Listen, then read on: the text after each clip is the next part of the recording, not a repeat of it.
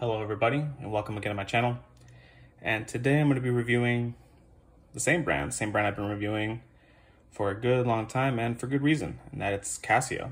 I'm sure probably people are getting sick of the Casio, but hey, you know what? They're good and I can't really think of a better deal. And I'm going to tell you why.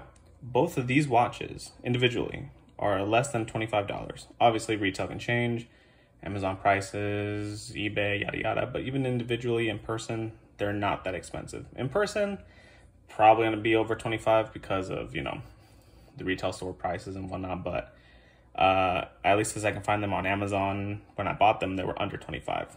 And so let's get down to it. So the one on the right is the Casio fishing gear, and it's kind of my version of the inexpensive G-Shock. So I wanted to get a G-Shock, but I just couldn't commit to some of their bulkier sizes. And I also couldn't commit to having a $100 plus watch at the time when I bought this. I couldn't quite commit to it yet. I wasn't too sure how I felt about some of the models. I liked some, but I couldn't really commit. And then I kind of bought this as a testing the waters. And honestly, I fell in love with it. It looks like I would compare it to a Frogman, but instead of it being tilted, it's more on center. And probably I'm gonna get some flack for that, for even comparing the legendary Casio Frogman to this watch, but hey, it's how I see it. It's the affordable Frogman, I like to say. And then the one Casio to the left of it is the kind of Resin dive watch. I know they have like the Duro, but the Duro is on the more $50, a little bit more side of pricing, which again itself isn't expensive. But if you have like, I don't know, 30 bucks to spend, let's say you're like a teenager and you don't have a lot of cash going for you, this is an equally as great option. I can confidently say that with the Resin diver, I have taken it to pools and it has performed wonderfully. Like it actually, I thought I was gonna get water into the dial almost immediately, but it held through, and I was genuinely surprised. I was like, man, that is good value for money. And they both come with a water resistance of 100 meters, so I have no doubts that the fisherman will probably be able to withstand equal amount of swimming. And as far as diving, I don't really dive. I like the diving aesthetic, but I don't dive, so I wouldn't worry about real water damage. But if you're just gonna do the casual swim, these two are not bad options. And so let's get down to why you would choose one over the other and why you should honestly own both. All right, for starters, if you don't like the analog aspect of watches, if you're more of a digital, you like the older style G-Shocks, but you just don't like the G-Shock bulkiness, the Fisherman, it offers a great alternative. You get the fishing radar, which this just tells you that it's a good time to fish. I don't know how accurate that is. I don't fish, but apparently right now it's a pretty good time. There's also a moon phase, so this will tell you when there's a full moon. So tonight there's supposedly a full moon. I'm not gonna go outside and check, but I'll take its word for it. It's a nice little half and half display. The dial looks pretty good. It's all like, I think, plastic or acrylic glass, so not too bad. But the thinness is actually not too bad. It's not that much larger than the Resin diver actually, which is pretty impressive, given that this one's analog and this has a lot more of a G-Shock look going for it. And it has a double buckle, so pretty good added security for that. Not saying that this strap isn't well either, but in terms of how each one feels, this one feels substantially tougher. Like I have more confidence in this one than I would in this one. This is more soft, more wearable. This is a little on the rougher side, but it definitely feels like it's going to be the more durable of the two.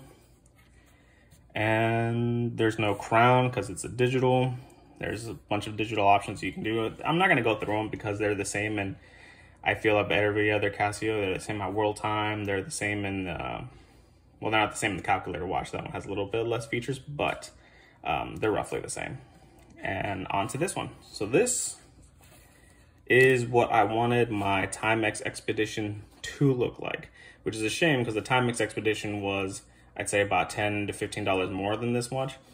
but I feel this one has just a lot more detail. To me, it kind of looks like a Luminox, but I'm not gonna spend 200 plus on a Luminox and I can just have this for like $25. Obviously, there's no lume on the hands, so it's not a fair one-to-one comparison. But on the dial's actually sunken in, and you can see the chapter ring. Like, kind of, there's depth to this watch, which I appreciated. The white really pops out, and the numerical values, they're just kind of printed on there. There's no real like depth in terms of that, but the dial itself has some concavity to it, which I think is pretty amazing. The bezel is it's universal. It's not universal. It's unidirectional, so you can twist it any which direction. It is kind of hard to twist it because the grip isn't all that great. I have another dive watch that I'll review later on that is more special to me. But yeah, this is not terrible, and there's no doming in any of these. These are pretty flat acrylic crystal, so you're not gonna get any like vintage aesthetics looking at it. But I mean, overall, these are very attractive watches, and they both come in different color schemes. I chose the blue one for the fishing gear, and I chose the black with the white. But these come in a variety of colors: black on black, white on white, white with some rainbow numericals. There's the this one that has like a Subaru color scheme. I don't remember which one it is, but that one I think is a little bit more up in price. And this one also comes, I think, in black and green. And these actually have like a newer model with them where it has the Annie digital display, which if you're into that, it even offers even more of a G-Shock look. So yeah, and this, honestly, yeah, that's why you can't really go wrong with Casio. Casio just makes quality products and at really affordable prices. And it's most of my collection is consistent of Casios, and I feel like that's not really gonna change, because I can't really think of why would I buy something that's, you know, hundreds of dollars more when Casio can make it cheaper. I mean, obviously the quality and the quality is like good, and the quality's still great. I mean, like these secondhands honestly hit most of the markers like more consistently than my Timex as well. I feel like I'm shitting on Timex. I'm really not, but I'm just saying the analog Casio is just, I feel their quality control is a lot better. And yeah, so that's going to be my review for these two watches. If you're in the market for, you know, more diver looking or G-Shock looking watches, these are two great alternatives. And that'll do it for this video. I'll probably post another one probably right after this one, and I'll see you guys later. Happy holidays.